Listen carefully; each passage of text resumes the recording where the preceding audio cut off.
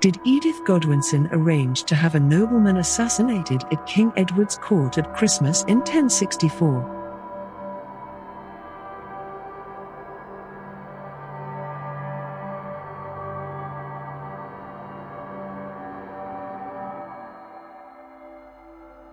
Edith Godwinson was born in 1027, the eldest daughter to Earl Godwin of Wessex and his Danish wife, Githa.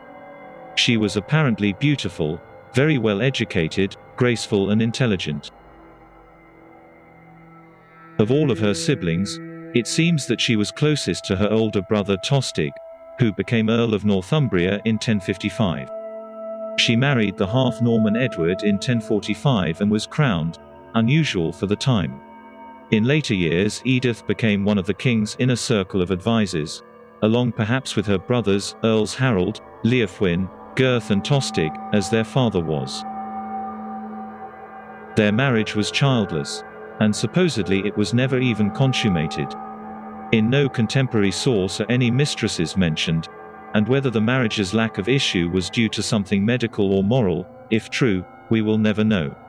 Edward was pious, later canonized, but court rumor and some modern scholarly theory is that it could possibly have been out of spite or revenge against his mighty father-in-law, Edith's father.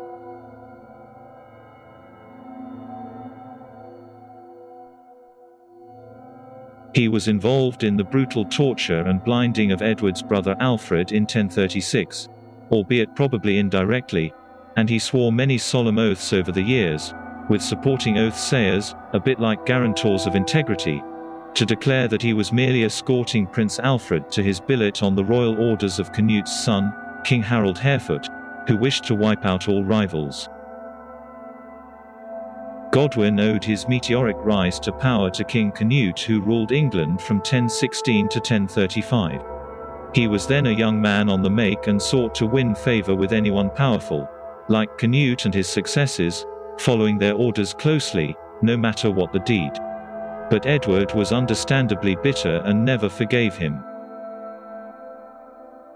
Decades later, Godwin was now supremely powerful, chief advisor to the king and overseeing all diplomatic, judicial and military matters, as well as father of an enviable dynasty which saw four of his sons, Harold, Tostig, Leofwin and Gurth, each ruling fertile English earldoms. Their familial power in England was unassailable, and even their noble rivals and other earls acquiesced. Sir Edward could do little to declare his independence or exercise any real authority, maybe until after Godwin died in 1053. The Vita Edwardi, the life of Edward, sponsored by Edith shortly before the Norman conquest but modified and completed to appease the new Norman king, William, emphasized her piety and lands she gave to Abingdon Abbey, but the monks of Evesham alleged that she had the relics of many monasteries brought to Gloucester so that she could select the best for herself. Once, Queen Edith lost her temper because a visiting French abbot refused her the kiss of peace, but Edward rebuked her, saying that except in the notoriously lax Anglo-Saxon Church, holy abbots were bound by their vows to abstain from all contact with women. In the Vita, according to historian Frank Barlow, whenever we catch sight of her elsewhere, we see a determined woman, interfering, hard and probably bad-tempered. Court intrigue and rumor were always rife, not surprising given the various political and familial factions and ambitions of so many people vying for favor and power. Harold and Tostig had always been close and had even campaigned against Welsh rebels together. But something had since soured their relationship in the mid-1060s. Was Tostig jealous of his brother's position, affable nature and womanizing? Or was it that Harold believed Tostig's collusion in the sacking of his hunting lodge in South Wales by Welsh rebels early in 1065? So did he sabotage his brother under the pretext of avoiding civil war and securing a northern alliance? In the 1060s, the two cooperated happily and brilliantly. Edward had ordered Harold and Tostig to invade Wales and kill a Welsh rebel king who had invaded England many times. This they did effectively in several long, bloody campaigns. The brothers successfully launched two-pronged attacks that finally took the rebels' head. At the king's Christmas court in 1064, a mysterious and unsolved murder of a certain noble Northumbrian rival and enemy of Tostig's called Cospatric Uhtredson took place. He was the youngest son of the mighty Earl Uhtred the Bold of Northumbria, who was ambushed and assassinated by Canute's henchmen in 1016 under the guise of a meeting, and a great-grandson of Ethelred the Unready via his daughter Aelfgifu, which related him as distant cousin of King Edward. He was also an old enemy of Tostig, and the two had previously argued in Northumbria over misappropriated lands. Tostig's personal friendship with Scottish King Malcolm, raised in exile as a child at the English court, and the heavy taxes levied locally. Even Edith's Vita Edwardi, usually apologetic for the Godwinsons, stated that he had repressed the Northumbrians with the heavy yoke of his rule. No southerner had ruled that turbulent and independent-minded region since a century before, and locals were resentful, especially as he meted out justice and executed outlaws so effectively, or harshly, that it was said that travelers could go alone throughout Northumbria carrying gold without outlaws robbing and murdering them. He would, however, rule there ineffectively against fierce Scottish raids and sometimes act with impulsive cruelty, according to local sources at the time. Cospatric was also one of the northern separatist noble factions that King Edward distrusted, and had come to complain to the king about Tostig's harsh rule, corruption and the treacherous murder of his influential compatriots, Ulf son of Dolphin and Gamal son of Orm, when he visited Tostig's hall under safe conduct. This meant that a guarantee of freedom from harm or insult, with weapons left at the door, was treacherously broken. Tostig's predecessor, Earl Siward, had acted in a similar manner, killing Earl Eadwulf in 1041 in order to seize control of all Northumbria.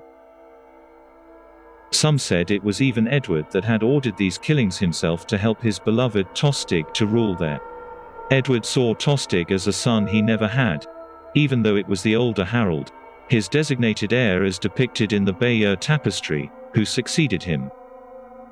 We don't know if Edward listened to his grievances or what the outcome was, but the young man was found dead nevertheless, and nobody was brought to account. In late 1065 Tostig was in the south, hunting with the king and Harold, when shattering news broke.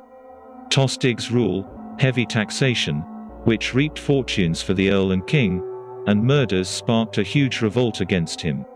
Northumbrian nobles raised a massive and powerful army, deposed him in absentia and installed Morcar, whose now deceased father Earl Aelfgar had once been outlawed by King Edward for allying with the Welsh rebel king, Gruffydd ap Llywelyn. Their Mercian family had had long-standing tensions with the Godwinsons at court since the 1040s.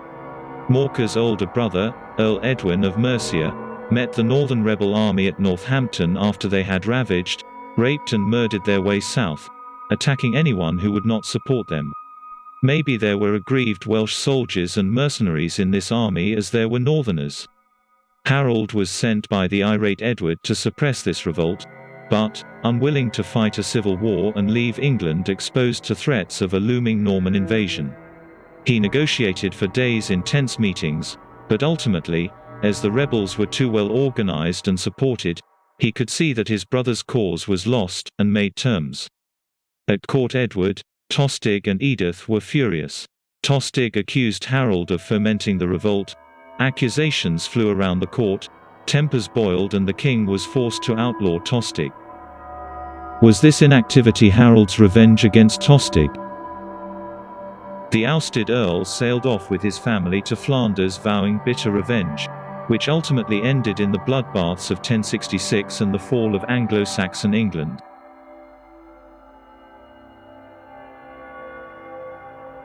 The aging king, then in his 60s, was apoplectic with rage over the entire affair, suffered a series of strokes and was taken ill to bed.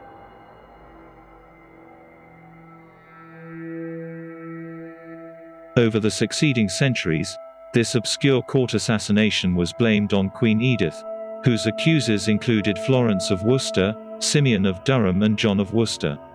The latter said that Edith was involved in this affair.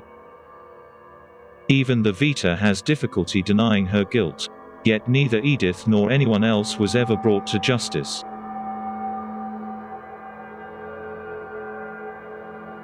King Edward finally died in early January 1066 and was canonized as the pious confessor in 1161.